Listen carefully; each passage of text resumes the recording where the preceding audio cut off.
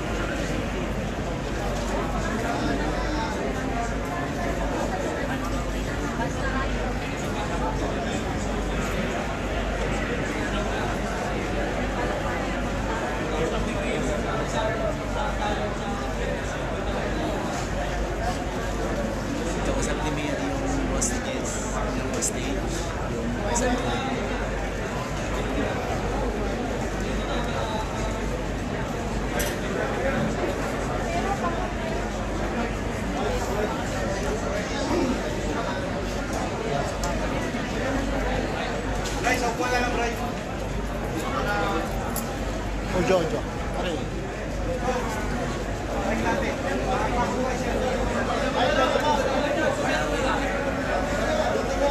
Tapi ano?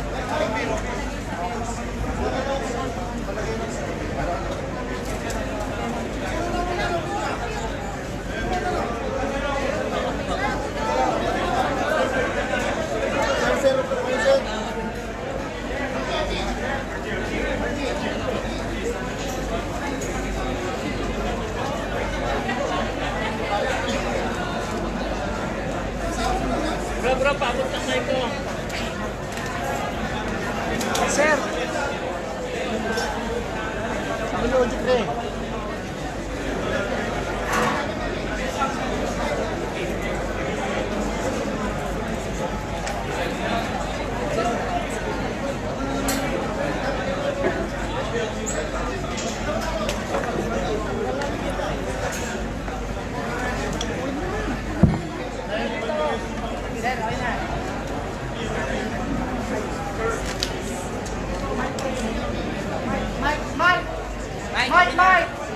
Mike! Harap ka dito! Test Mike! Ano po yung tanong nila, sir? Harap ka dito, harap. Isa lang. Sa totoo lang, sir, ma'am, ang nangyari po na kung ano man yung sitwasyon ngayon, dahil sa mga katulad po sa amin na nasa mababa lang na uri ng trabaho, dahil gaya nga ng sinabi ko kanina, ultimo security manager mismo dito na si Captain Fernando Solina, siya mismo ang naghamak sa amin. Kahit sa formation mismo, sinabi niya sa amin, dahil lang sa isang kaibigan niya, na sino ba kami rito? Mga gwardya lang kami. Samantala, ang dahilan naman niyan, na ang gwardya nagtatrabaho lang. So, ano ba ang dahilan bakit nag-hire ang kumpanya ng gwardya? Di dapat mag-implement kung ano yung ano nila, bakit sila binabayaran, bakit ganun? Dahil lang close friend niya yung nagsumbong, ano ang ginawa niya kay LG Maglasin? Sinuspindi niya. Yung marami dito, marami ritong mga kagaguhan na dapat yun yung mga pinagtutuunan nila ng pansin pero wala silang ginagawa. Pero ito, hindi naman ito alam ng Ortigas and Company Management eh. Kaya ayan, patuloy sila na sumasahod. Di ko alam kung may mga kwenta ba ito mga to. Alam ba ng management na mga walang kwenta yung mga tao na ito. Kaya ko po naisipan ito na mag-hostage. Ito na. Kasi sir, na itong sitwasyon na ito, actually, December pa ito. Hindi ito yung tipo na sabihin natin na padalos-dalos. Pinag-isipan po ito, at the same time, habang lumilipas yung panahon na umabot ng ganitong pizza mula ng December, nakikipag-coordinate ako sa kanila. Pinarating ko ito sa operation ng Safeguard, ng SASCOR agency namin, through Frederick Grabador na operation. Pinarating ko ito. So, sabi naman ng GM, hindi raw niya alam, ng operation manager, hindi raw din niya alam. So, hindi niya pinarating. Ibig sabihin, binaliwala. Nagkaroon kami ng conversation, binaliwala lang niya. Tapos, ito yung naging resulta. Tapos, yung security manager dito, si Captain Solina, nagkaroon din kami ng conversation sa cellphone. Pinarating ko rin sa kanya yung mga hinaing ko, yung problema. Wala rin siyang ginawa. Sa detachment officer ko, kay Ronald Bilita, yung nabaril ko kanina, dinididma lang ako. Kahit sa base namin, sa CCTV camera operator, alam rin nila ito dahil nagsabi na ako sa kanila, December pa, na ayusin na nila yung kagaguhan na ginagawa nila. Wala naman itong problema, sir.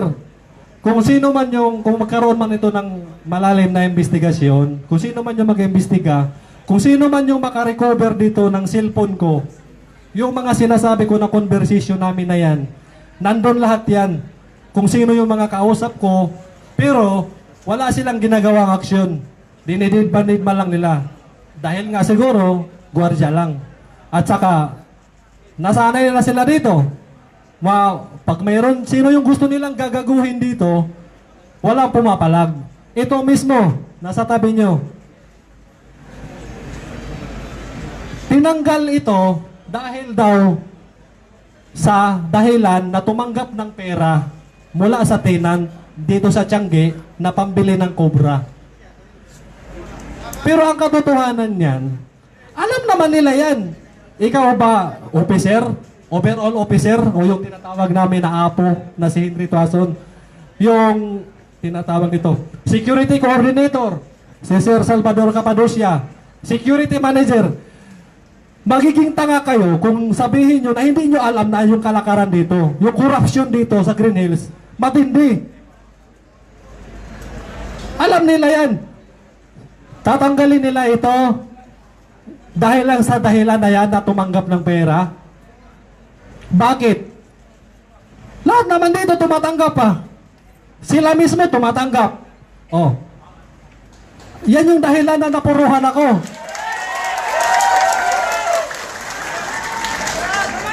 Kaya mga tenant dyan, kung magiging totoo yan sila, kung sino yung gustong kausapin nyo, dito, talamak ang lagayan dito. Lahat dito ng patakaran, nababaliwala. Kaya sa mga customer na nakaka-experience dito, makikita nyo kahit anong oras na dyan, masasalubong nyo, mababangga kayo, nagpapasok ng mga stocks kung ano-ano. Sa inyo na mga customer, akala nyo ganun lang yan. Pero dito sa amin sa gwardiya, pera yan.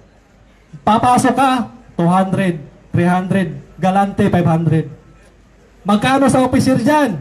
Mayroon sa officer niyan.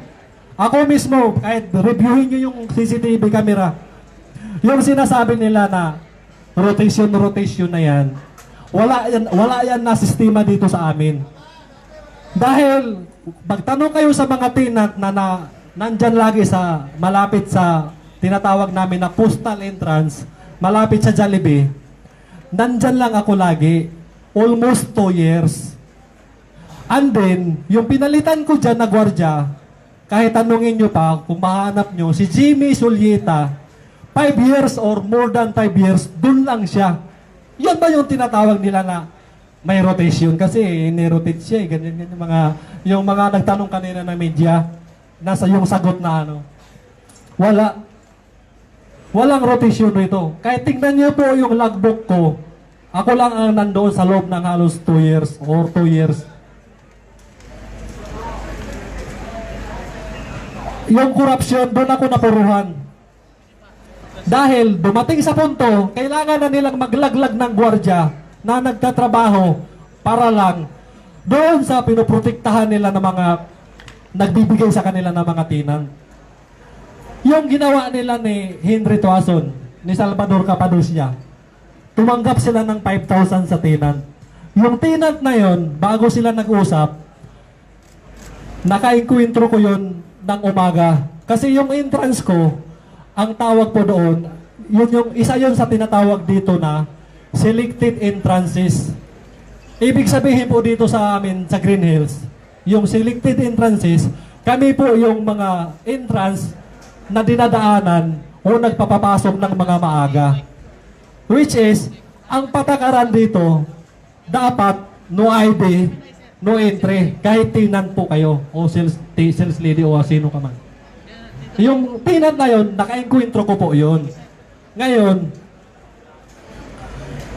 nag-uusap sila doon sa may kanto ng Jollibee, malapit sa Bimol sa kanto, kita sa harap ng entrance ko, yung entrance doon na papasok sa Tiangge, yan po yung entrance ko. Uusap sila, hindi ko narinig yung usapan nila, pero ako yung pinag-uusapan, alam ko. Pagkatapos nila mag-usap, nag-abot ng 5,000.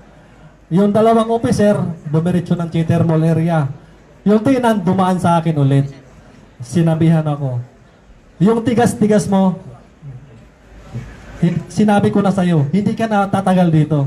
Then ito, few days na lumipas, yun na.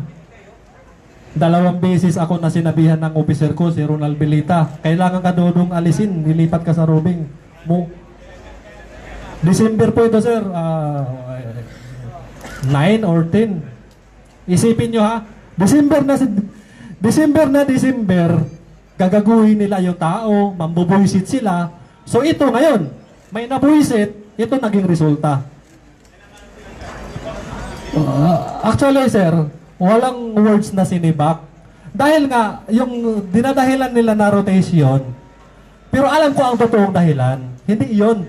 Paraan lang nila yon, strategy kumbaga, sa amin mga gwardya, para sabihin na walang maganda yung pagkagawa nila, maayos.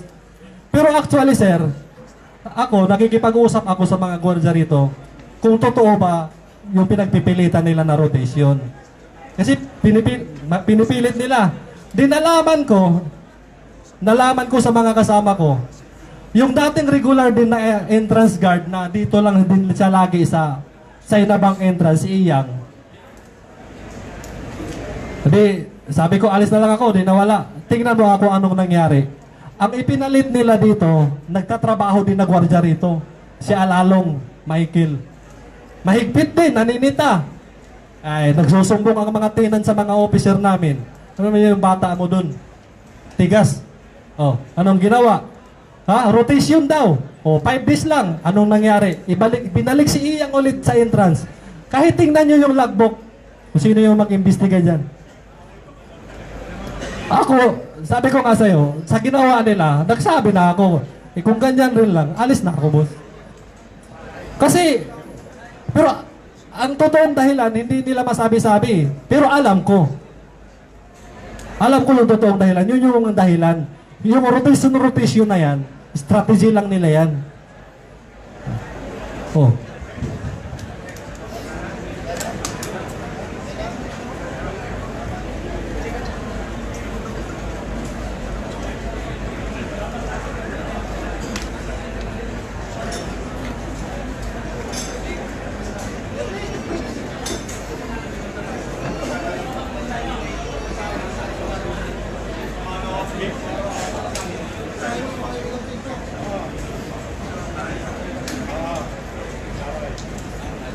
Sa mga hostage naman, common na yan. talaga, kahit umpisa pa lang, sinabi ko sa kanila, pasensya na, yan sila, makapagkwento naman yan sa inyo. Kung ano ba yung ginawa ko sa kanila doon sa loob, sa taas, kahit ito si Sir James, walang ano, umabot lang talaga sa ganitong punto na kailangan. So, hopefully, magiging ano sana ito, aral o ano ba. Hindi lang dito sa establishment na to, sa commercial establishment na to, kahit saan. Kahit saan sana na may mga nagtatrabaho, lahat po tayo dyan. Importante tayo, kaya tayo nandyan. Huwag naman po tayo na ultimo, dahil tayo ang mga boss dyan, hahamakin na lang natin yung mga mabababa sa atin. Kasi dito, ganyan. Ganyan. Dahil sinabi ko nga sa'yo kanina, mismo sa security manager dito, yung kung alam nyo po yung tinatawag na formation na ginagawa ng gwardiya o yung guard mounting na tinatawag, nandun na, sa harapan ng lahat ng gwardiya. Lakas ng loob, sabihan na mga gwardiya lang kayo. Sa palagay mo, anong dinulot mo na moral sa mga tao mo? Ano ang itinanim mo sa isip ng mga tao mo na ikaw mismo na security manager? Ganyan yung tingin mo sa kanila. Sa palagay mo kaya, mag-iisip ang mga gwardiya, trabaho tayo. Nakasuporta sa atin ng management. Hindi. Yung mga nila na negative din ang kalabasan yan. Ganon.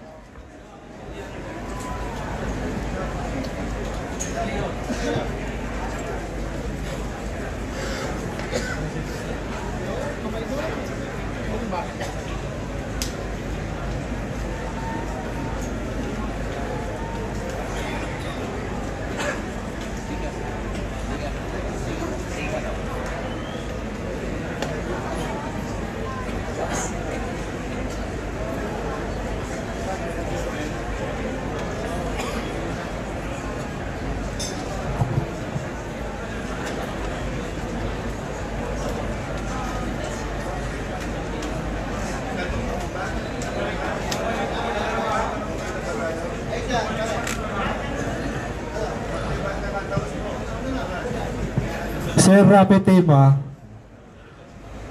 sa tanong niyo po sir, ako, bago ko po ito ginawa, alam ko na yung kahihinatnan ko. Although, yung sarili ko mismo, ako mismo, kinoconsider ko na yung sarili ko na pinaplano ko pa lang to, patay na ako. Ito na nga lang, sabi ko kanina kay Sir James, milagro na lang to na nakalabas na ganito. Pero, aware ako sa ginawa ko.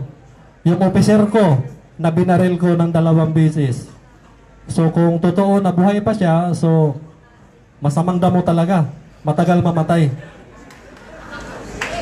Ngayon, yung mga granada na pinaiwan ni Mayor sa taas, actually, Mayor, hindi mga granada yun.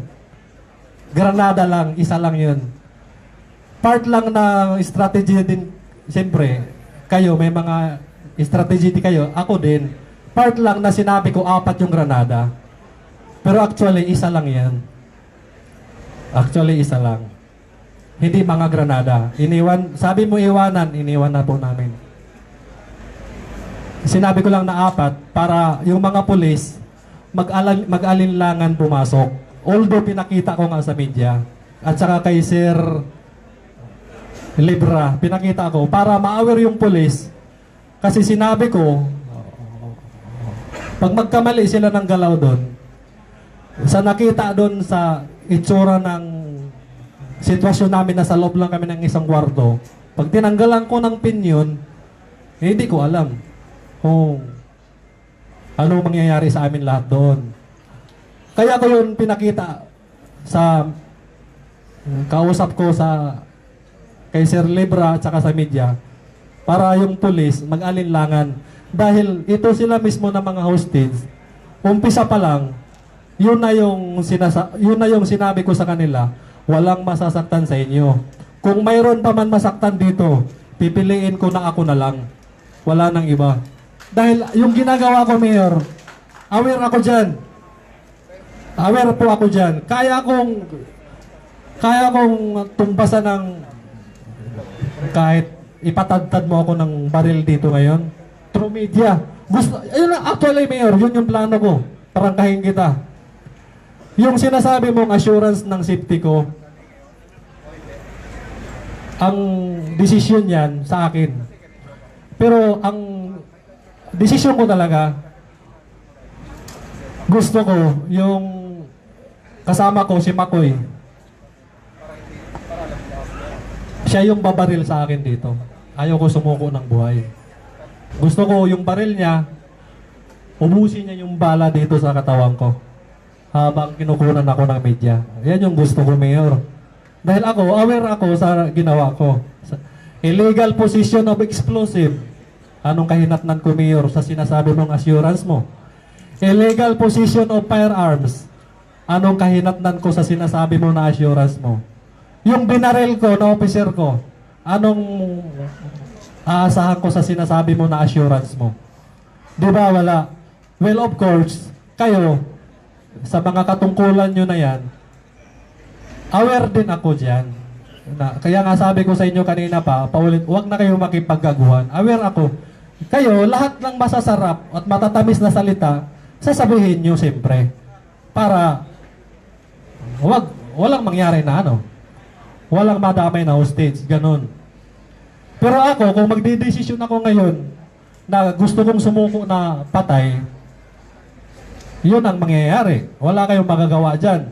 Kaya nga, kanina nagpupumilit kami, iwanan mo yung granada, mga granada at saka baril. Hindi. Dahil ang desisyon dito sa pagsuko ko, nasa sa akin pa rin. Kung gusto kong sumuko ng buhay, pwede.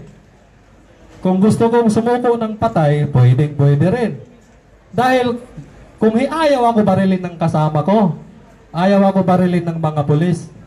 Kaya nga, sabi ko, yung baril, hindi ko muna isauli. Ay, ako mismo magbaril sa sarili ko. Ganon ko kayang panagutan yung ginawa ko. So hopefully, maging message ito sa management. Sa lahat ng management, commercial man yan o high-rise building, planta man yan o ano, respetuhan po tayo. Magrespetuhan po tayo. Huwag tayo na tayo mismo yung hahamak sa kasama natin na nandyan. Tayo mismo yung gagago sa kasama natin dyan. Lalo na kung ang kapalit dahil lang sa pera. Kasi kanina sabi ni Colonel, yung in charge ng police sa operation, nag-usap kami kanina. Sabi ko yung 5,000 na tinanggap nila, nasa si Mamunik. Kanina, ang usapan namin nun, kanina habang nag-ano sila dyan, sabi ko, ang usapan namin doon, kainin nila yon yung 2.5, ipakain ko sa kanila yan, hati sila. Pero sabi ni Colonel, sino ba yun? Libro ba yun? Na inhuman daw. Inhuman daw, wag na daw kasi inhuman naman yan. Although, sabi ko nga sir, yung mga ginagawa naman nila rito sa mga gwardiya, inhuman din eh. Palibhasa sila yung mga boss. Kaya sabi ko, ipakain mo sa kanila yan. Tig 2.5 sila. Tig isa sila. Kainin nila ng isa-isa yan. Pero nakiusap si sir. Kaya sabi ko, prove yun, Mayor, na ako, nakikinig ako sa pag may usap. Sabi ko sige nila, kanina ka nakikipag Pero naintindihan ko naman po, Mayor. Naninigurado lang po kayo.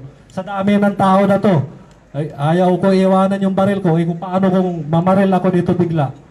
Hindi nakadali pa ako. Di ba, Mayor? Yan yung isip mo?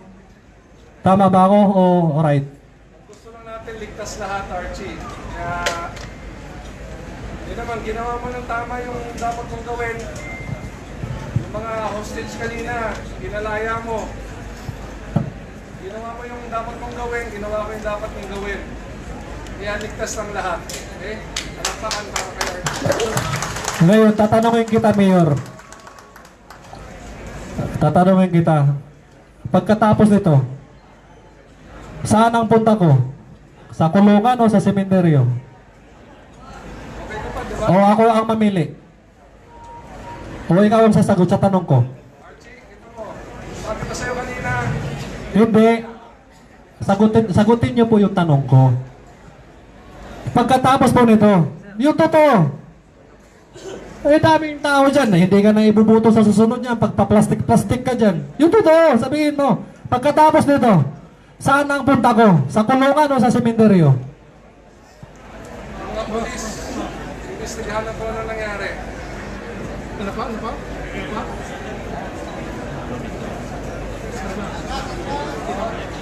Kailangan mo investigahan kung ano nangyari.